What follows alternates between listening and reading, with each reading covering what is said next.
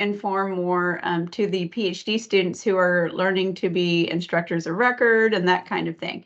And so tell us about what courses you generally teach. I teach managerial accounting. So for those of you who aren't accountants, that's the area of accounting that's used internally for decision making. I typically teach at the undergraduate level. I'm actually the coordinator for our principals level managerial accounting course. And then on occasion, I will teach a master's level class as well, either in person or virtually. Okay, good to know.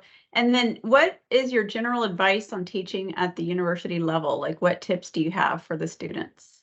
Okay, well, I thought about this after you sent me the question. So I've got 5 things I wrote down. Okay. The first tip is to be organized. And so what I mean by this is everything you can have prepared before the semester starts and make available to the students, the better.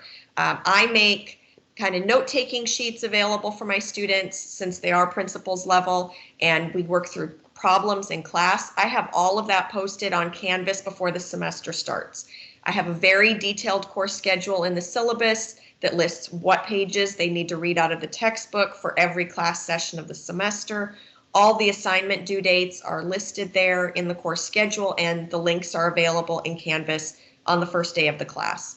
So I think being organized like that not only helps the instructor as the semester goes on, but it just gives the students a lot of comfort in knowing what they need to do and knowing it's available when they want to access it. So that would be my first tip. My second tip would be emulate your favorite professors. As business faculty, we often don't get a lot of formal training on teaching. And so I've worked to just emulate those professors I really liked, or maybe change things from the professors I didn't like. You know, imagine you're in the classroom. What would you want the professor to do and how would you want them to teach so you could learn the best? Yeah. I also try to make one small change each semester to whatever I'm doing, whether that's in how I'm interacting with the students or bringing in some type of an activity to class or, you know, just something a little different. So, you know, you don't want to try and make too many big changes. That makes it hard for you to see the impact and know what's really benefiting the students and what might be detracting. But if you could make one small change in your teaching each semester, I think that gives you a better idea of what's working and what's not.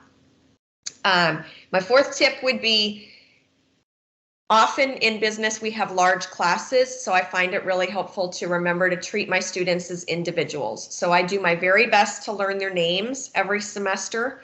I will usually have a seating chart early on so I can learn their names more quickly, and that just adds a lot for them. It makes them feel like they're not just one face out in this big audience. You do care about them and know who they are.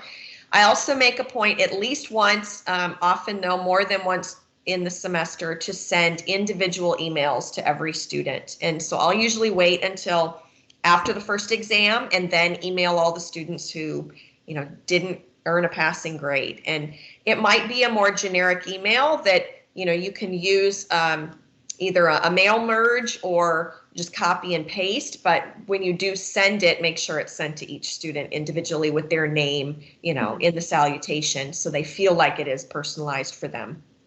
I'm going through that process this week now that we're at midterm, and I'm sending these individual emails to all my students, just so that, you know, and even the good students. I think a lot of times we're told, focus on reaching out to those students who aren't doing well, but I've found sending personal emails to the students who are earning an A and a B and just telling them, you're doing great, keep up the good work.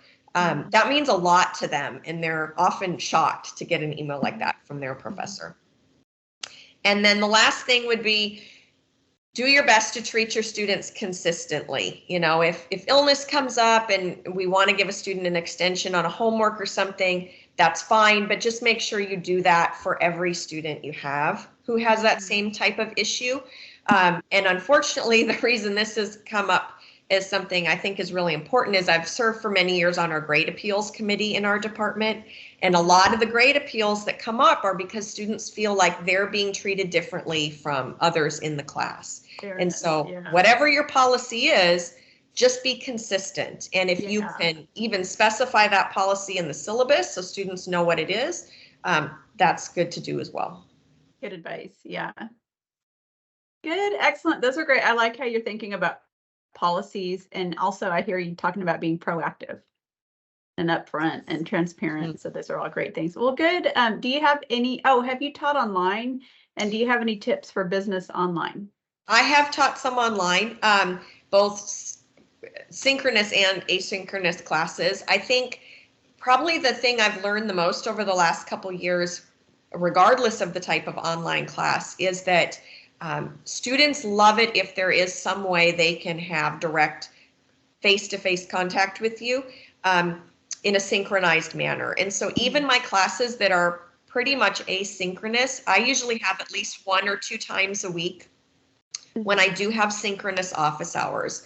I usually try to schedule those on the weekends just because students taking the online classes often do work a lot during the week. And so like a Saturday afternoon, I'll have office hours for 90 minutes or something. And I've been amazed at the number of students who do make a point to jump on and join me. Maybe not for the whole 90 minutes, but even if it's just 15 minutes in there, they know I'm going to be there and they have questions and they really take advantage of that. That wasn't something I did the first few times I taught asynchronously, and I found it's made a huge difference in recent semesters. Oh, good. That's really good advice. You do a lot of outreach. Yes. Good. Excellent. And then do you have any other advice or resources or tips useful to teaching? I think at UTA, a great thing students can take advantage of is CERTL, which is our center that provides a lot of teaching resources and workshops for faculty and PhD students. They have a really great series of workshops specifically targeted to graduate students, and I would strongly recommend that they take advantage of those. It's a great way to make connections across campus. It's a great way to learn about teaching techniques and just how to handle situations you might not be thinking of before you walk into a classroom. You're so Another right. thing I've found helpful over the last few years is even though most of the conferences those of us in business go to are more research focused, a lot of them, especially our annual association meetings, will have teaching specific sessions. And so try to attend just one, right? I know you're probably there mainly for the research, but pick one specific teaching session to go to. And a lot of times they might be specific to your discipline. Like even for me within accounting, it might be managerial accounting focus that I'm interested in going to, or something maybe for new teachers, new instructors. So I would encourage you to attend something like that. And then look out for teaching specific journals within your discipline as well. There are a couple good accounting education journals, and I've used them a lot to get ideas of activities I might be able to bring into the classroom or assignments that are just a little different, from the normal stuff you kind of get pushed on you from the textbook publishers or that you might create on your own. And that's much better than trying to reinvent the wheel and coming up with things completely by yourself, especially when you're a relatively early in your career instructor. That's so great. Yeah, professional organizations. And then here we have CERTL, and I think they have a grad student conference for students. Oh, really? Yeah, that would be great. So that Nolly and Ann Cavallo run. So, well, good. Well, thank you so much. I'll hit stop on the recording, but it's so great to talk to business faculty and kind of know what's going on. So thank you. You're welcome. You're welcome. Thanks for doing this.